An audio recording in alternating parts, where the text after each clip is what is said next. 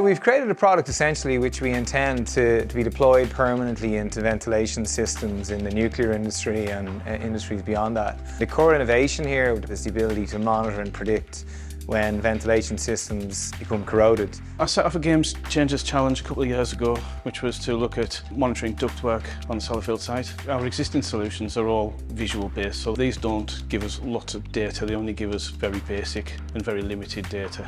I was after something that we could monitor over a long period of time. So effectively what we're doing is we're taking a radar system and we're firing radar energy through the ductwork. Anything that is abnormal within that ductwork will return the energy back to the radar. So effectively we take a scan, this is what it looks like originally, and then when we add defects or problems into that system, it changes that fingerprint of what it looks like. So the tech is taking millimeter wave radar systems that were originally designed for automotive and for industrial applications.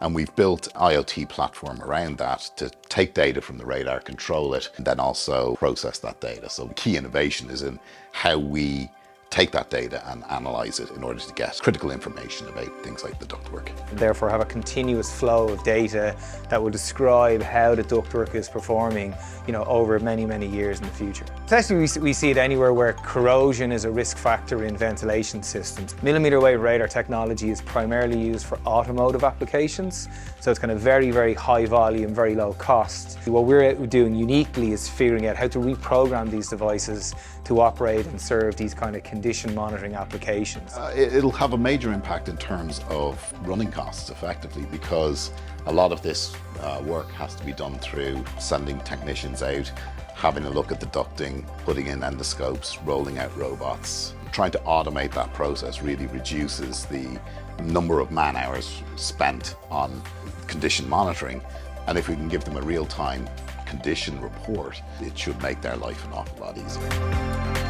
We've got miles and miles of ventilation across the Sellafield site, so this has got wide-ranging uses to be able to monitor this ductwork. We don't have to do anything intrusive, it just gives us the data we need.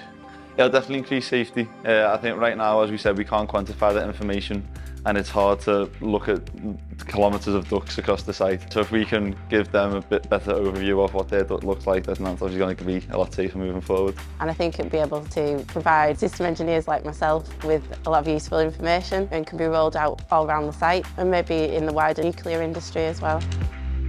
There were lots of different ways that we could have dealt with this problem. To this one, a radar, which has ended up being what I wanted all along really, but I didn't know until I went through the Gamechangers process. From the perspective of a small company, it's great to actually figure out a challenge that an end user customer has. And the Gamechangers are really good because nothing beats getting it from the customer and literally sitting and listening to them describe the problems they have and then imagining how your technology can actually solve those issues.